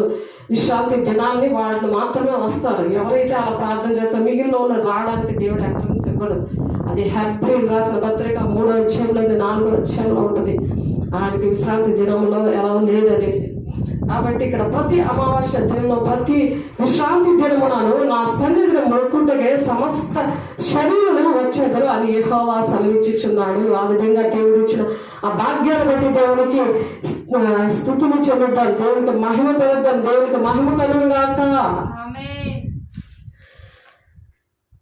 కాబట్టి ఎవరైతే తిరుగుబాటు చేస్తున్నారో వాళ్ళ విషయంలో దేవుడు వాళ్ళకి కూడా చూపిస్తూ ఉంటారు. ఎవరైతే అలాగ ఆరాధిస్తారో, ఎవరైతే బాధ్యత కలిగి నశించిపోయిన ఆత్మల విషయంలో వాళ్ళ మతం కులం లేకుండా వాళ్ళు సర్వలోకానికి వెళ్ళి సర్వ సృష్టికి స్వాత ప్రకటించి వాళ్ళకి బాప్తీసాలు ఇచ్చి నేను ఏ సంగతులు చెప్పానో అవే వాళ్ళకి బోధిస్తూ ఉంటే వాళ్ళు ఎక్స్ట్రా బోధించకుండా అవే బోధించాలి. దేవుడు ఏంటి చెప్పారో ఆయన ప్రణాళిక మనం నెరవేర్చడానికే మనం ఉన్నాము. మనల్ని అందుకు అభిషేకించాడు దేవుడు, అందుకు మనకు ఒక సాక్ష్యం ఇచ్చాడు, అందుకు మనల్ని దీవించాడు, అందుకనే ఆయన అభిషేకించాడు. కాబట్టి అలాగున్న వారి విషయంలో దేవుడు వాళ్ళకి కొన్ని విషయాలు చూపిస్తాడు. ఏంటంటే వారు పోయి నా మీద తిరుగుబాటు చేసిన వారి కళేబరును తేరి చూస్తారట. వాటి పురుగు చావదు, వాటి అగ్ని ఆరిపోదు, అవి సమస్త శరీరులకు హేమగా ఉండును. అటువంటి వారందరికీ కూడా ఎంతమంది నశించిపోతున్నారు, ఎంతమంది నరకానికి వెళ్ళిపోతున్నారు చూడు అని చూపించారు ఒక ఆమెకి. అలాగా నిలబడి చూస్తుంది ఆమె. ఇంకా అప్పటికి కూడా భారం రావాలి గాక ఆమెకి. కాబట్టి మరి ఇంకొక ఆమెకు కూడా చెప్పారు ప్రార్థన చేయి అలా నశించే వారికని. 2-3 అలాగే చెప్పారు. ఏంటంటే ఆ నశించిపోతున్న వారికి ప్రార్థన చేయి చూపించినప్పుడు వాళ్ళు బాధ్యత వహించాలి. బాధ్యత వహించినప్పుడు వాళ్ళకి జీవ కిరీటం ఇస్తాడు. దేవునికి మహిమ కలుగును గాక. దేవునికి మహిమ కలుగును గాక. అలాగే ప్రకటన గ్రంథము చూడండి. ప్రకటన గ్రంథంలో 20వ అధ్యాయము తీయండి. అందరూ కూడా చదవండి, రాసుకోండి చక్కగా. 20వ అధ్యాయము 14వ వచనంలో మరణమును మృతుల లోకమును అగ్నిగుండములో పడవేయబడును. ఈ అగ్నిగుండము రెండవ మరణము. మరణమును మృతుల లోకము. మృతుల లోకము ఒకటి ఉంది. ఈ మరణము అంటే పునరుద్ధరణ శక్తి పొందుకున్న వాళ్ళకి ఇంకా మరణం ఉండదు. కానీ ఎప్పుడైతే ఈ శక్తితో దేవుడు వాడబడకుండా ఉన్నారో, ఏమి తిందమా, ఏం త్రాగమా, ఏం భుజితమని చింతతోటే ఉండి భూలోకాన్ని కట్టుకోవడానికి, భూలోకమే ఇది నాది రాజ్యము, నేనే ఇక్కడ ఉంటాను, నేను శాశ్వతంగా ఉండిపోతాను అనే ఊహల్లో ఉంచేది దుష్టుడు. అక్కడ నుండి బయటికి రమ్మంటున్నా వాళ్ళు రాకుండా ఉంటే వాళ్ళ పరిస్థితి ఎలా ఉంటుందంటే, మరణమును మృతుల లోకమును అగ్నిగుండంలో పడవేయబడను. ఈ అగ్నిగుండము రెండవ మరణము. ఎవరి పేరైనను జీవగ్రంథమందు వ్రాయబడినట్లు కనబడని ఎడలవాడు అగ్నిగుండంలో పడవేయబడను. ఎవరైతే ఫిలిప్పీ 4:3 ఉంటుంది, ఎవరి పేరైతే సహకరిస్తారో వారి పేర్లు క్లెమెంతులో పౌలు రాస్తాడు. క్లెమెంతులో నాకు సహకరించిన స్త్రీల పేర్లు జీవగ్రంథంలో రాయండి అని. ఇక్కడ ఉండగానే మనం జీవగ్రంథంలో రాయించుకోవాలి. కాబట్టి ఇక్కడ జీవగ్రంథంలో పేర్లు లేవు. కాబట్టి ప్రకటన 20:15లో వాళ్ళు అగ్నిగుండంలో పడవేయబడతారు. కాబట్టి దేవుడు ముందుగానే మనకు చెప్తున్నప్పుడు మనం సిద్ధపడాలి. దేవుడు బిడ్డ ఎక్కడున్నా సరే మేము సిద్ధపడాలి. కాబట్టి ఇవన్నీ కూడా సమాప్తం చేస్తున్నాడు. ఆరో వచనంలో ఇందాక ప్రకటన గ్రంథము మనము 5 వచనాలు చదువుకున్నాం కదా. ప్రకటన గ్రంథము 5 వచనాలు చూసాం కదా. చూడండి ప్రకటన గ్రంథంలో ఇప్పుడు 6వ వచనం చదువుదాం. ప్రకటన గ్రంథము 6వ వచనము అన్నీ కూడా సమాప్తము జరుగుతాయి అన్నమాట. ప్రకటన గ్రంథం 6వ అధ్యాయము ప్రకటన గ్రంథం 21వ అధ్యాయము 6వ వచనము 8 వరకు చెప్పుకొని ముగించేసుకుందాం. ప్రకటన గ్రంథం 21వ అధ్యాయము 6వ వచనం. జయించువాడు వీటిని స్వతంత్రించుకొనును, నేను అతనికి దేవుడినేందును, అతడు నాకు కుమారుడై ఉండును. ఎవరైతే ఈ విషయాల్లోని పాపం నుండి, శాపం నుండి, ఈ బంధకాలను విడిపించుకొని దేవుని ప్రేమ కలిగి, దేవునికి ఎలా ప్రాణం పెట్టిన ప్రేమ ఉంది అలాగే మనం కూడా ప్రాణం పెట్టిన ప్రేమ ఉంటే, దేవుడికి ఎటువంటి అభిషేకం ఇచ్చాడు దేవుడు, తండ్రి అయిన దేవుడు అటువంటి అభిషేకం మనకి ఇచ్చి క్రీస్తును కలిగిన సంపూర్ణత ఇస్తాడు. సంపూర్ణత గలవార మగవరకు మనం అన్ని విషయాలు ఎదిగేలా చేసేవాడు దేవుడు, తండ్రి అయిన దేవుడు. తండ్రి పరిశుద్ధాత్మ కుమారుడు మనకి అటువంటి అభిషేకము ఇచ్చును గాక. ఆయన చేస్తారు. కాబట్టి జయించేవాడు వీటిని స్వతంత్రించుకుంటాడు అని చెప్తున్నారు. జయించేవాడంట ఇవన్నీ కూడా స్వతంత్రించుకుంటారు. ఏంటంటే అది ఆదికాండం 5వ అధ్యాయంలో ఉంటుంది. అక్కడ నరకము ఉండదు, తీర్పు ఉండదు అనేసి ఉంటుంది. ఇక్కడ మళ్ళీ యెషయా గ్రంథము 66వ అధ్యాయం 22వ వచనంలో కూడా ఉంటుంది ఆ మాటలు. ఎవరైతే జయం పొందుకుంటారో వాళ్ళకి దేవుడు వాళ్ళతో ఏం మాట్లాడుతున్నారంటే చూడండి. యెషయా గ్రంథం 66వ అధ్యాయంలో, యెషయా గ్రంథం 66వ అధ్యాయము 22వ వచనంలో మీకోసం చదువుతున్నాను చూడండి, జాగ్రత్తగా రాసుకోండి. నేను సృజింపబో క్రొత్త ఆకాశము క్రొత్త భూమి లయము కాక నా సన్నిధిని నిలిచినట్టు నీ సంతతిని నేను దీవిస్తానంటున్నాడు. నువ్వు ఎప్పుడైతే దేవుడు పని చేస్తావు, దేవుడు నీకు ఎన్ని పనులు అప్పచెప్పారు అన్నీ మర్చిపోయారు. రాసుకోమంటే రాసుకోవు. అబ్బొక్క 2 ఉంది కదా, అలా రాసుకోమంటే రాసుకోరు. అప్పుడు నీ సంతతిని దీవిస్తానంటున్నాడు. అది దేవుడు మాటలు పక్కన పెట్టేసి ముందు నా సంతతిని దీవించండి అని ముందు పరిగెట్టింప చేస్తాడు ఆ సాతానుగాడు. ఆ దొంగ బాధల దగ్గర నువ్వు ఉన్నప్పుడు, అటువంటి బాధలు నువ్వు వింటున్నప్పుడు, సాతాను బాధలు అలా చేస్తాడు. నీకు జయం ఉండదు, ప్రార్థనలకి జవాబు రావడానికి కారణం అదే. కాబట్టి 8వ వచనం ఏంటంటే, పిరికి వాళ్ళను, అవిశ్వాసులను, అసహ్యులను, నరహంతకులను, వ్యభిచారులు, మాంత్రికులు, విగ్రహారాధికులు, అబద్ధికులందరూ అగ్నిగుండములో మండుగుండములో మరి పాలు పొందుదు. ఇది 2వ మరణము. 2వ మరణం అంటే నరకం అన్నమాట. ఫస్ట్ ఇక్కడ చనిపోతారు. మరి ధవళ సింహాసనం దగ్గర ప్రతి ఒక్క ఆత్మను కూడా ఆయన నిలబెడతాడు. ప్రకటన 20వ అధ్యాయంలో ఉంటుంది ధవళ సింహాసనం దగ్గర తీర్పు. మరి అక్కడ నిలబెట్టిన తర్వాత ఏం జరుగుతుంది, అక్కడ తీర్పులో నిలబెడతారు. అప్పుడు ఏంటంటే ఈ 2వ మరణానికి అంటే నరకానికి నడిపించేస్తారు అన్నమాట. అక్కడ సాతాను దూతలన్నీ నువ్వు నాతోటే ఉన్నావు కదా, జీవితం అంతా నాతోటే ఉన్నావు కదా, దేవునితో ఉన్నావు, నాకు భ్రమలో బతికిస్తావు, నువ్వు ఏ మాట వెళ్ళలేదు కదా, పదాన్ని తీసుకెళ్ళిపోతారు. అందుకనే ఆ పిరికి వారు ఏంటంటే దేవుడి సాక్ష్యాన్ని ఒప్పుకోవడానికి ఇష్టపడరు. వాళ్ళ వీడియోలు మరి మామూలుగా పెట్టినా వాళ్ళ పరువు పోతుందని ఫీల్ అయిపోతూ ఉంటారు కొంతమంది. వాళ్ళ సాక్ష్యాలు కూడా పెట్టడానికి ఇష్టపడరు. అది దేవునికి ప్రచారం చేయడానికి వాళ్ళు ప్రచారం చేయరు. వాళ్ళు దేవుని సాక్షిగా ఉండరు. మరి పోనీ మేము పడదామన్నా సరే వాళ్ళు ఒప్పుకోరు. అదనమాట. అటువంటి పిరిగితనము. దేవుడు చేసిన కార్యాలు చెప్పమని సర్వలోకం మీద సర్వ సృష్టికి సువార్త ప్రకటించండి అని చెప్తున్నారు కదా. నీకు చేసిన కార్యాలన్నీ కూడా దేవునికి సాక్షులుగా ఉండమని అంటున్నారు కదా. అనేక మంది శిష్యులు తయారు చేయమంటున్నారు కదా. నీ సాక్ష్యాన్ని బట్టి నువ్వు అనేక మంది శిష్యులు తయారు చేయాలి. అది దేవుడు మనకు అప్పచెప్పిన పని. అందుకు ఆయన మరి పునరుత్థానుడే. ఆ పునరుత్థాన శక్తిని మనకు ఇవ్వడానికి కారణం అది. ఆ శక్తిని పట్టుకొని భూలోకాన్ని సంపాదించుకోవడానికి కాదు.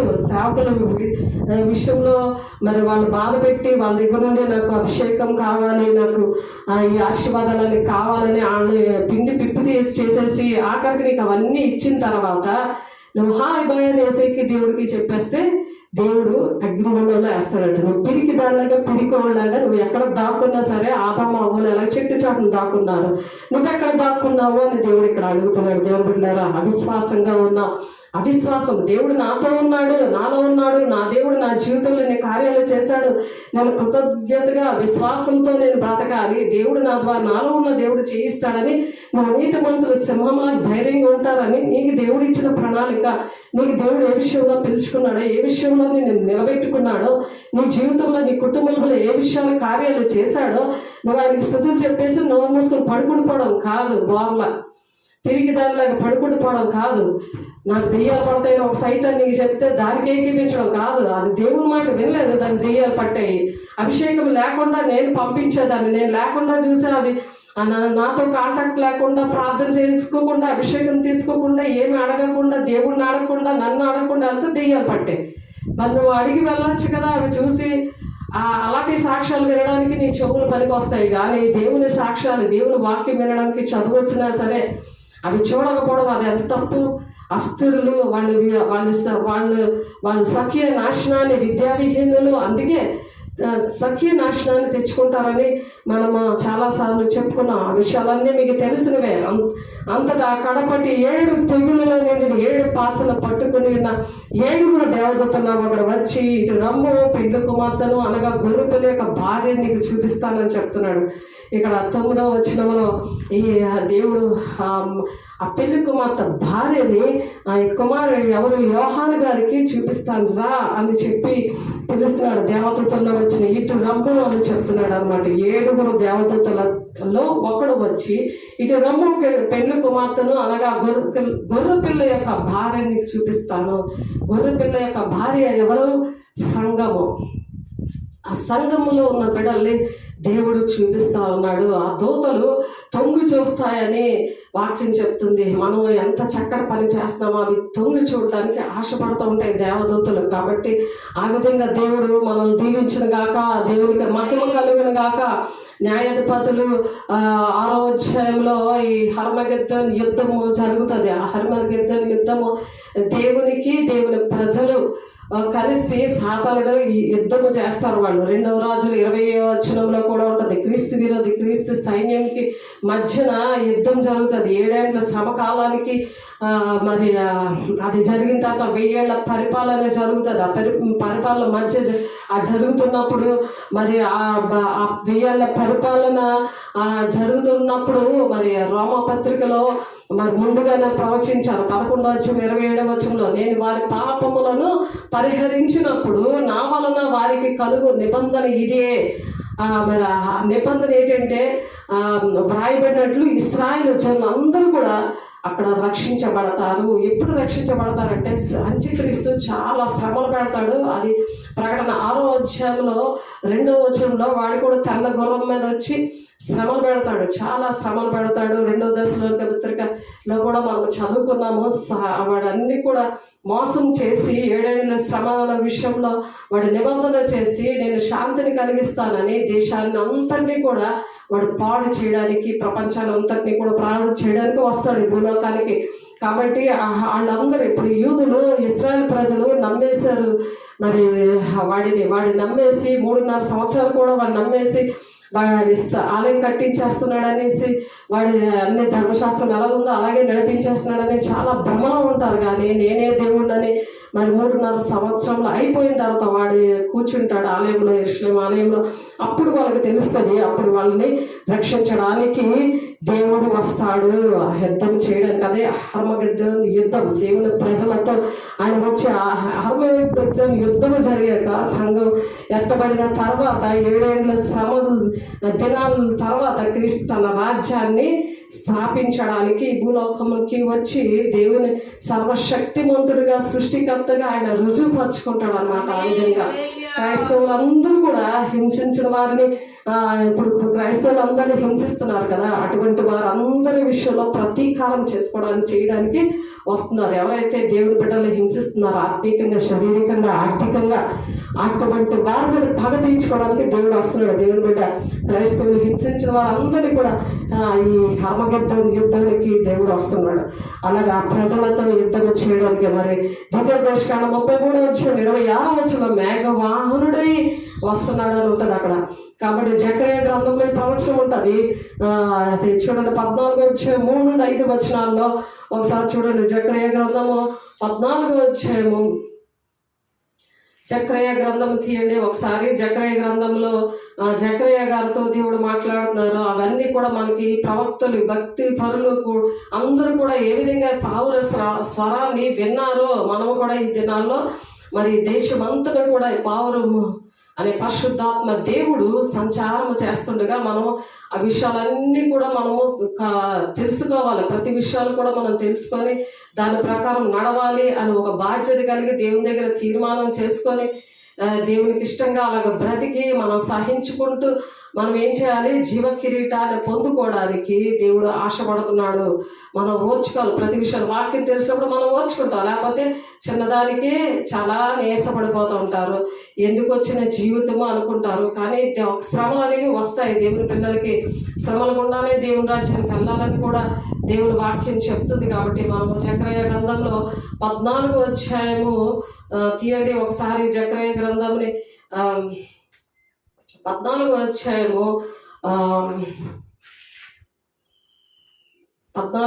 జకర్యా గ్రంథం 14:3-5 చదువుతున్నాను ఒకసారి చూడండి. అప్పుడు యెహోవా బయలుదేరి తాను యుద్ధము చేయ రీతిగా ఆ అన్యజనులతో యుద్ధము చేయను. అన్యజనులకు మనం అన్ని ప్రకటిస్తున్నాం కదా, ఎవరైతే హింసిస్తున్నారో వాళ్ళు తిరగబడి చేస్తున్నారు కదా, వాళ్ళతో దేవుడు యుద్ధం చేయడానికి వస్తున్నాడు. ఈ హర్మగెద్దోన్ యుద్ధం అని అంటే దేవుని పిల్లలతో వస్తున్నాడు. కాబట్టి అన్యజనులతో యుద్ధము చేయను. ఆ దినము యెరూషలేము ఎదుట తూర్పు తట్టునున్న ఒలీవ కొండ మీద ఆయన పాదములు ఉంచగా ఒలీవ కొండ తూర్పు తట్టునకును పడమటి తట్టుకును నడివికి విడిపోయి ఎప్పుడైతే ఒలీవల కొండ మీదకి వస్తాడో దేవుడు, యెరూషలేము ఎదుట ఉన్నది తూర్పు తట్టున ఉంది. ఒలీవ కొండ మీదకి ఆయన పాదాలు ఇలా పాదాలు ఇలా పెట్టగానే ఏం జరుగుతుందంటే ఒలీవ కొండ తూర్పు తట్టునకును పడమటికి తట్టుకును నడిమిన మధ్యన ఒక పగిలిపోద్ది అనమాట ఆ కొండ. దేవుడు పాదాలు అక్కడ నిలబడగానే ఆ కొండ రెండిట్ల మధ్యన అది చీలిపోతుంది. తూర్పు తట్టుకి పడమటి తట్టుకి నడిమిన విడిపోయి సగము కొండ ఉత్తరపు తట్టుకు, సగము కొండ దక్షిణపు తట్టుకు జరుగును గనక విశాలమైన లోయ ఒకటి ఏర్పడుతుంది. అసలు విశాలమైన లోయలోకే ఈ యూదులందరూ మెస్సయ్య వస్తాడని అంత్యక్రీస్తును ఊహించుకొని ఎన్ని దినాలు ఉంటారు కదా. ఇప్పుడు ఆ దినాల్లో ఉన్నాం. అలా ఊహించుకుంటే యెరూషలేము మందిరం కడతాన్నాడు అనగానే ప్రపంచానికి శాంతినిస్తానంటే ఈ అంత్యక్రీస్తుని, అబద్ధ ప్రవక్తని, సాతాన్ని నమ్మేసి వాళ్ళు ఏంటంటే అలా 3.5 సంవత్సరాలు గడిపేస్తారు. వాడే సన్నిధి ఆ యెరూషలేము మందిరంలో కూర్చున్నప్పుడు వాళ్ళకి కళ్ళు తెరవబడతాయి. అప్పుడు ఇక్కడ యేసయ్య ఈ లోయ దగ్గరకు వచ్చేసి బోర్మని ఏడుస్తూ ఉంటారనమాట. అలాగా చూడండి. ఉత్తరపు తట్టును సగము కొండది, దక్షిణపు తట్టును జరుగును గాక విశాలమైన లోయ ఒకటి ఏర్పడును. కొండల మధ్యన కనబడు లోయ ఆ జీడు వరకు సాగగా మీరు ఆ కొండ లోయలకు పారిపోవదురు. యూదారాజుల ఉజ్జియా దినములలో కలిగిన భూకంపమునకు ఉజ్జియా రాజైన కొండల మధ్య కనబడు లోయ ఆజీలు వరకు సాగగా మీరు ఆ కొండలలోనికి పారిపోవదురు. యూదారాజైన ఉజ్జియా దినములలో కలిగిన భూకంపమునకు మీరు భయపడి పారిపోయినట్లు మీరు పారిపోయిదరు. అప్పుడు ఉజ్జియా దినాల్లో ఏ విధంగా అయితే భూకంపం వచ్చిందో, ఇది దేవుని స్వరం కాదు, మానవ స్వరము కాదు, ఇది దేవుని స్వరం అంటారు. ఉజ్జియా విషయంలో భూకంపం వస్తుంది, చాలా భూకంపం, పెద్ద భూకంపం వచ్చేస్తుంది. అక్కడున్న భూమి అంతా కూడా పాడైపోతుంది, చాలా గ్రామాలు అవన్నీ కూడా పాడైపోద్ది. 8 పైనే వస్తుంది అది. అలాంటి భూకంపం అట ఇప్పుడు ఈ రాబోయే దినాల్లో కూడా ఆ ఒలివుల కొండ మీదకి దేవుడు పాదాలు ఎప్పుడైతే ఉంచుతాడో 7 ఏళ్ళ శ్రమ దినాల తర్వాత విడవబడిన గుంపు అన్ని బాధలు పడుతుంటే ఇశ్రాయేలు ప్రజలతో పాటు దేవుని మీద తిరుగుబడి చేసే వారందరూ, వాక్యానికి లోబడలేని వాళ్ళందరి మీద అటువంటిది వచ్చినప్పుడు పరిశుద్ధులందరూ వస్తారనమాట. అప్పుడు నీతో కూడా పరిశుద్ధులందరూ వచ్చేదరు. నా దేవుడైన యెహోవా ప్రత్యక్షమగును. దేవునికి మహిమ కలుగును గాక. ఎప్పుడు రమ్మని దేవుడు పిలుస్తున్నాడు. అన్నీ నేర్చుకోండి చక్కగా, 7 ఏళ్ళ శ్రమ దినాల్లో వద్దు అని అంటే అప్పుడు పరిశుద్ధులందరూ అప్పుడు చూస్తారు దేవుని పిల్లలు ఎలా శ్రమపడి ఎంత చెప్పినా మేము వినలేదు అని చెప్పి యూదులతో పాటు ఈ అన్యజనులుగా రక్షించబడిన వాళ్ళు కూడా అలాగ బాధపడతారు. ఇప్పుడు అన్ని మేలు పొందుకుని దేవుని రాజ్యం కట్టే విషయంలో ఆ నిర్లక్ష్యంగా ఉన్న వాళ్ళందరూ కూడా అప్పుడు కనబడతారనమాట. అప్పుడు వస్తారు. యెహోవా ఆ దినమును ప్రకాశమానమగునని సంకుచితముగా కాక వెలుగు లేకపోయేను, ఆ దినము ప్రత్యేకమైనదిగా ఉండును. అది యెహోవాకు తెలియబడిన దినము, పగలు కాదు రాత్రి కాదు, అస్తమయము కాలమును వెలుతురు కలుగును. ఆ దినమున జీవజలములు యెరూషలేము నుండి పారి సగము తూర్పు సముద్రమునకు సగము పడమటి సముద్రమునకు దిగును. వేసవి కాలమందును చలికాలమందును అలాగనే జరుగును. యెహోవా సర్వకాలంలోనూ రాజే ఉన్నాడు కాబట్టి ఆ దినములు యెహోవా ఒక్కడే అనియు, ఆయనకి పేరు ఒక్కటే అనియు అప్పుడు తెలియబడుతుంది అనమాట. అప్పుడు తెలుసుకుంటారు దేవుడు నిజమైన దేవుడు అని. ఇప్పుడు గొర్రెపిల్లగా వచ్చాడు కదా, ఆయన ప్రాణం పెట్టాడు, ఆయన విలువ తెలియదు, ఆయన బిడ్డల విలువ కూడా తెలియకుండా ఉన్నారు. కాబట్టి మనం ఓర్చుకోవాలి అని దేవుడు మనతో మాట్లాడుతున్నందుకు దేవునికి మహిమ కలుగును గాక. ఆ వెలుగుల కొండ విషయంలో దేవుడు ఎంతో మనకి వివరిస్తూ ఉన్నాడు కాబట్టి దేవునికి మహిమ కలుగును గాక. యోవేలు గ్రంథంలో 3వ అధ్యాయం 2 నుండి 14, 2వ అధ్యాయం 14 నుండి 16 వచనాల్లో ఉంటే ఈ మాటలు. విశాలమైన లోయ, ఏంటంటే యెహోషాపాతు లోయ, అక్కడ వచ్చి ప్రజలు దాక్కొని, దేవా మెస్సయ్య నువ్వని తెలిస్తే నిన్ను చంపకపోదమయ్యా, నిన్ను ఇప్పటి వరకు మేము నమ్మలేదయ్యా అన్న ఇశ్రాయేలు ప్రజలు. ఇప్పుడు యుద్ధాలన్నీ అవుతున్నాయి కదా, వాళ్ళందరూ వచ్చి అక్కడ ఏడుస్తూ ఉంటారు. దేవుని ప్రజలు, దేవుడు ప్రేమించిన ప్రజల్ని దేవుడు విడిచిపెట్టేవాడు కాదు. ఎన్ని శ్రమలైనా సరే వాళ్ళకి బొద్దు నేర్పించి మరి వాళ్ళు రక్షించడానికి అక్కడికి వస్తాడు. అలాగే 2వ దశలోనిక పత్రిక 12వ వర్షంలో ఆ ధర్మ విరోధి బయటపరచబడును, ప్రభువైన యేసు తన నోటి ఊపిరి చేత వారిని సంహరిస్తాడు, చంపేస్తాడు అనమాట. ఆయన ఊపిరే చాలు ఆవిడ చావడానికి. ఎందుకంటే దేవుని పిల్లలందరినీ కూడా తప్పు త్రోవలో నడిపించాడు కదా ఈ భూలోకంలో. అందుకని దేవుడు ఆ విధంగా ప్రేమించాడు, ఇలా ప్రాణం పెట్టాడు. ఆయన సజీవుడి లెక్కలో ఉన్నాడు, ఆయన మన మధ్యలో ఉన్నాడు, మనల్ని ఓర్చుకోమని చెప్తున్నాడు, మీకు జీవ కిరీటం ఇస్తానని చెప్తున్నాడు. మీరు వినకపోతే ఇలా ఉంటుందని చెప్తున్నాడు. 7 ఏళ్ళు శ్రమ దినాల్లో ఉండవలసి వస్తుంది దేవుని బిడ్డ. మరి ఎత్తబడే గుంపులో మనం ఉండాలని ఆశపడతాం. ప్రకటన 19:17-18 కూడా వీళ్ళ విషయంలోని ఎలాంటి మరి అక్కడ శ్రమ వస్తుందో, ఎలాగ సాతానుడు ఆ గుర్రం మీద వచ్చి వాడు ఎలాగ ప్రజల్ని హింసిస్తాడో, ఆ హింసకి వాళ్ళు ఎలాగ చనిపోతారో అవన్నీ కూడా పక్షులకి ఆహారం అవుతుంది. పక్షులు విందు చేసుకోవడానికి రండి అని ఉంటుంది అక్కడ. కాబట్టి అవి చదవండి. 19:17-18 వచనాల్లో మరి అగాధంలో బంధిస్తాడు ఈ సాతాన్ని. వెంటనే ఇవన్నిటిని బంధిస్తాడు. 21-1-3 వచనాల్లో సాతాన్ని బంధిస్తాడు, అబద్ధ ప్రవక్తని, ఇవన్నిటిని కూడా అంత్యక్రీస్తుని మరి బంధిస్తాడు. మరి యెషయా 11:6-8 కూడా మరి దేవుడు ఏం చెప్తున్నారంటే అక్కడ క్రూర మొగము అక్కడ ఆ బంధకాల్లోని ఉంటుంది. అక్కడ యెషయా గ్రంథంలో కూడా అవే మాటలు ఉంటాయి. 1000 పరిపాలనకి ఆ క్రూర మొగాన్ని బంధిస్తాడు, దాన్ని ఎలా విడిపిస్తాడో. మరి ఆ హర్మగద్దోని యుద్ధం తర్వాత 1000 పరిపాలనలో మనము చక్కగా మన ప్రతి ఎవరి కుటుంబము, ఎవరి ఇల్లు, వాళ్ళతో చక్కగా మరి అందరూ కూడా 1000 పరిపాలనలో నీతి నివసిస్తూ ఉంటది. మరి ఏదైనా మనం ఎలాగైతే పరిశుద్ధంగా ఉందో దానికన్నా చక్కగా ఉంటుంది అనమాట 1000 పరిపాలనలో. అక్కడ మనం ఏలుబడి చేస్తాం ఈ యుద్ధం అయిన తర్వాత. కాబట్టి సాతానుతో మరి చాలా మంది ఆ టైంలో ఏకమవుతారు. ఇప్పుడు తిరగబడిన వారు కూడా ఇదంతా 1000 పరిపాలనలో కూడా వాళ్ళు మామూలుగా కూర్చొని చూసేవారుగా ఉంటారు. ఇప్పుడు ఎవరైతే చక్కగా పరిశుద్ధులుగా ఉండి దేవుడి పని చేస్తారో వాళ్ళు ఏలుబడి చేస్తూ ఉంటారు, వాళ్ళు లీడర్షిప్ వహిస్తారు ఆ టైంలో. ప్రకటన 20 ఉంటుంది. కాబట్టి ప్రకటన 20:7-10 ఆ విషయాలు ఉంటాయి. యెషయా 11:6 యెషయా 65:20 ఎలా ఉంటుందంటే వాళ్ళు సాతానుతో ఏకీభవిస్తూ ఉంటారు. మృగము సింహం ఉందండి, సింహము చిన్న పాపతో ఆడుకుంటున్నట్టు ఇప్పుడు వైరల్ అవుతుంటాయి కదా కొన్ని ఇవి చూపిస్తుంటారు వీడియోలు.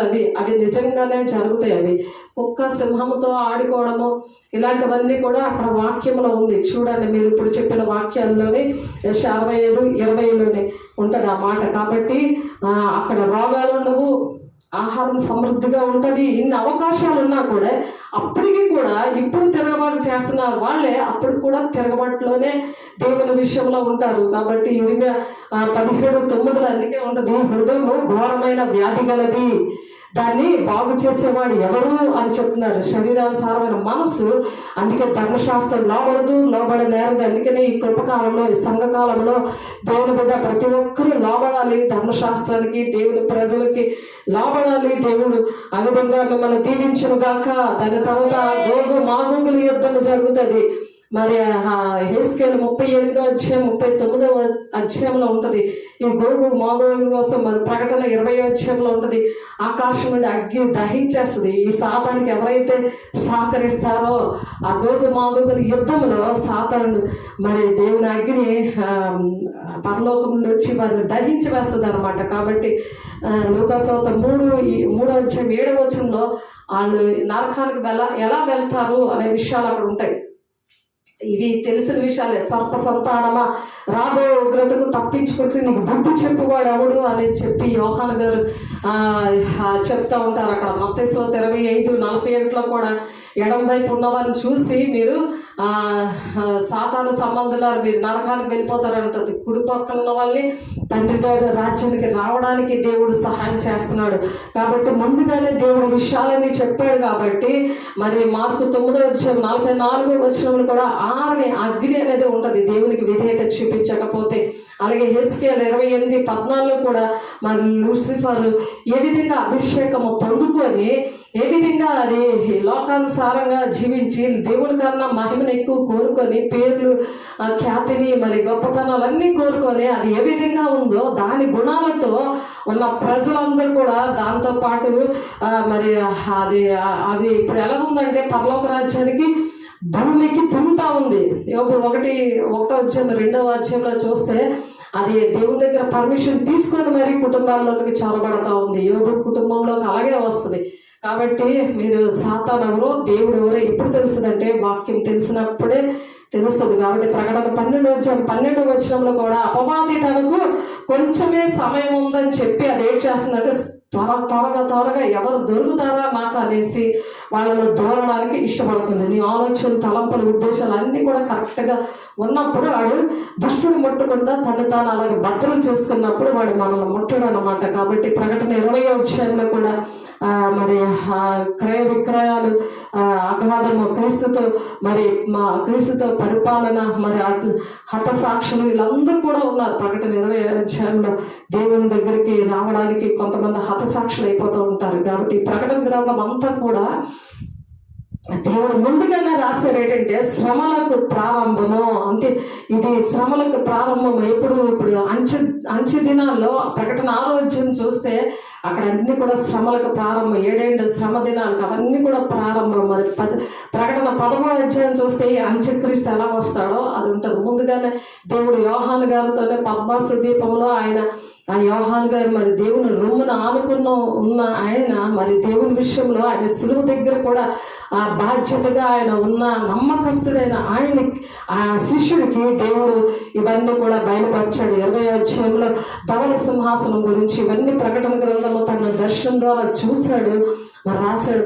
అలాగ ఉన్నప్పుడు మనకు కూడా దేవుడు ఈ అంచె దినాల్లో ఏంటంటే జరగబోతున్నాయో, నీ కుటుంబంలో ఏం జరగబోతున్నాయి, మన దేశంలో ఏం జరగబోతున్నాయి, ఇవన్నీ కూడా దేవుడు చెప్పడానికి ఇష్టపడుతున్నాడు. దేవుడికి మహిమ కలుగును గాక. 21వ అధ్యాయంలో నూతన సృష్టి కోసం చెప్తున్నాడు. మరి ప్రవచన గ్రంథాల కోసము మరి పాత నిబంధనలో 17వ అధ్యాయంలో చెప్తున్నారు. కాబట్టి 17 ప్రవచన గ్రంథాలు ఉన్నాయి పాత నిబంధనలో.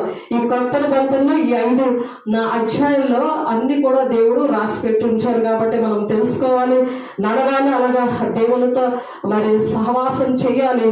మరి అలాగా మనం యెషయా గ్రంథం 2వ అధ్యాయంలో ఇందాక చదువుకున్నాం కదా, దేవుడితో ఎలాగా ప్రవాహం వలె ఎలా వస్తారు అన్ని జనులు. మనం అలా ప్రకటన చేసినప్పుడు, మన ద్వారా దేవుడు అటువంటి కార్యాలు చేస్తున్నప్పుడు అలా ప్రవాహం వలె మరి రావాలని దేవుని దగ్గర మరి ఆశపడదాము. మరి జకర్యా 14:16 కూడా మరి పర్ణశాల పండుగ ఇవన్నీ కూడా ఆచరిస్తూ ఉంటారు యెరూషలేములో 14:16 అవి ఆ ప్రవచనాలు ఇప్పుడు జరుగుతున్నాయి ప్రజెంట్. కాబట్టి ప్రకటన 13:10 ఈ సంఖ్య ఈ 666వ ముద్ర కోసం వేశారు కదా. ఏ తలంపులు అయితే నీకు లోకానుసారంగా వస్తున్నాయో, సాతాను గడు తలంపులు అలాంటివన్నీ భూలోక సంబంధమైన విషయాల్లో వస్తున్నాయో, మరి ఆ ముద్ర వేయించుకోవడానికి నువ్వు రెడీగా అవ్వకుండా దేవుని రాజ్యాన్ని కట్టడానికి రెడీ అవ్వాలని దేవుడు ఆశపడుతున్నాడు. దేవుడి మాటలు దీవించుగాక. ప్రార్థన చేస్తున్న మహిమగల దేవ, అభిషక్తుడ, వందనాలు. మహాగౌడ, మహోన్నతుడ, సర్వశక్తివంతుడ, కృప చూపించుడ, ఐశ్వర్యవంతుడ, మహిమగల దేవానికి వందనాలు. ప్రకటన గ్రంథం అంతా కూడా ప్రవచన గ్రంథాన్ని ప్రభా ఇదిగో నాయన మా కోసం నాయన పునరుత్థాన శక్తిని పొందుకొని ఏ విధంగా నాయన నీ పిలుపుకు తగినట్లుగా నాయన నీ వాక్యానుసారంగా ఉండి ఓర్చుకొని ఏ విధంగా నడవాలో, ఏ విధంగా నీతో నాయన అయ్యా గడపాలో, నీ బిడ్డలు ఏ విధంగా రక్షించాలో, అయ్యా వినకపోతే తిరుగుబాటు చేస్తే ఎటువంటి పరిస్థితులు వస్తాయో తండ్రి నాయన, అయ్యా తండ్రి ఆది నుండి కూడా నీవు నాయన అయ్యా నీ బిడ్డలతో ఉండాలని ఆశతో ఎదురు చూస్తున్నావు, మనుషులతో ఉండాలని ఆశపడుతున్నావు. నరకమైతే మనుషుల కోసం నువ్వు ఉంచలేదు ప్రభా. అయ్యా ఆశపడుతులాగే సాతానుడు నాయన కొద్ది సమయం ఉందని వాడు ఆతృత పడుతూ ప్రతి ఒక్కరు మనసుల్ని దోచేసి ప్రభా నాయన నరకాలకి వెళ్ళడానికే దారి వెతుక్కుంటున్నారయ్యా. అయ్యా దాంతో పాటు నరకాలకి వెళ్ళిపోవడానికే ఆశపడుతున్నారు ప్రభా. అటువంటి వారిని అందరినీ విడిపించండి, అటువంటి బంధకాలను విడిపించండి, అటువంటి మహిమతో వారిని నింపండి ప్రభు తండ్రి. ఆ కుటుంబాలను రక్షించండి ప్రభు నా తండ్రి. గ్రామ ప్రజలను రక్షించండి ప్రభు. నీ మహిమతో నింపండి ప్రభు నాయన. విత్తుల వాక్యం నూరంతులుగా ఫలవంతంగా ఈ గ్రామ ప్రజల్లో నాయన నింపబడాలి గాక, నీ మహిమతో నింపబడాలి గాక. అయా నాయన ఎవరైతే శ్రమ పడుతున్నారో వాళ్ళ మీద నీ అభిషేకం నింపబడును గాక, నీ మహిమతో నింపబడును గాక. నాయన ఎవరైతే సహకరిస్తున్నారో వారి పేర్లు జీవగ్రంథంలో ఉండును గాక. నీకే మహిమ ఘనత ప్రభావం చెల్లించుకుంటున్నాను వేస్తున్నాము. మధ్యలో మీరు మాట్లాడినందుకు పరిశుద్ధాత్మ దేవుడ పునరుత్థాన శక్తితో ప్రభా స్త్రీలు ఏ విధంగా పనిచేశారో అయ్యా తండ్రి, స్త్రీలను ఎంతగానో గౌరవించి ప్రభా నువ్వు ఈ పని అప్పు చెప్పే ప్రభా నా తండ్రి నీకు వందనాలు. పునరుత్థాన శక్తి, పునరుత్థాన వార్తను ప్రకటించే శక్తిని మీరు ఇచ్చినందుకు, మీరు మహిమ పొందుకుంటున్నందుకు, నీ సాక్షిగా మమ్మల్ని మరలా మీరు నిలబెట్టుకుంటున్నందుకు ప్రభా నా తండ్రి నాయన అనేక మంది బిడ్డ బిడ్డలందరినీ దీవించి వారు అట్టి విధంగా నడిచే బిడ్డలుగా మరి వాళ్ళని ఆశీర్వదిస్తున్నందుకు ఆటంకపరిచిన ప్రతి దురాత్మ శక్తుల యేసునామములో కాలిపోవడుగా మహిమ గల నామములో, నీ శక్తి గల నామములో, నీ ప్రేమ గల నామములో, నీ శక్తితో నింపండి, నీ మహిమతో నింపండి, నీ అభిషేకంతో ప్రతి ఒక్కరు నింపి ప్రతి ఒక్కరి పట్ల నీ ప్రణాళిక నెరవేర్చుకో చేసుకొని అయా మీరే సహాయం దయచేస్తున్నందుకు, మీరే మహిమ పొందుకున్నందుకు వందనాలు స్తోత్రాలు చెల్లిస్తూ అయా నాయన ప్రకటన గ్రంథంలో ఏ మాట తీసినా అయా అందులో కలిపినా అంటే ఏ వార్త కానీ మా ఎక్స్ట్రా బోధించిన తెగుళ్ళు ఉంటాయి, జీవ గ్రంథంలో వారి పేరు ఉండదు అని చెప్తున్నావు నాయన. ప్రకటన 22:18-19 వచనాల్లో మాకు అటువంటి జాగ్రత్తలు మాకు దయచేశారు, నడిపించారు. అనేక మంది కూడా మీరు దయచేసి నడిపించి ప్రభా నా తండ్రి వాక్యము పూర్తిగా చక్కగా అర్థం చేసుకునే అయా గ్రహింపు శక్తిని కూడా వారికి అనుగ్రహిస్తున్నందుకు మీకే మహిమ ఘనత ప్రభావం చెల్లిస్తే పరిశుద్ధ నామములో బ్రతములాడి వేడుకుంటున్నాం తండ్రి. ఆమేన్. దేవునికి మహిమ కలుగును గాక. తండ్రి యొక్క దీవెన, కుమారుని యొక్క కృప, పరిశుద్ధాత్మ యొక్క నిత్య సహవాసము సదా కాలము ప్రతి ఒక్కరికి కూడా తోడైంది నడిపించును గాక. ఆమేన్. దేవునికి మహిమ కలుగును గాక. ఆమేన్.